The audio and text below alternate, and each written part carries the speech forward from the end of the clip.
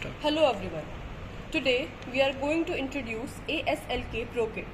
This kit contains 3 general purpose operational amplifiers with operational amplifier IC TL082, which means it is a dual op-amp IC, as you can see here.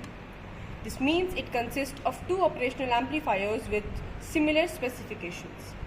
This complete kit is divided into 10 individual parts. We will now look into each individual section. First one is inverting of op-amp, where you can perform all inverting types of experiments. The second one, it consists of 2 operational amplifiers. Here, both inverting and non-inverting types of experiments can be performed. The third one is the basic operational amplifier, where you can perform all buffer-related applications.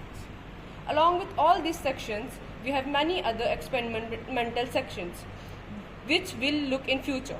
For example, LDO register, DC to DC converter, digital to analog converter, and analog multipliers.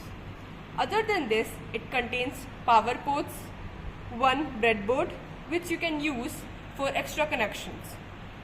Thank you.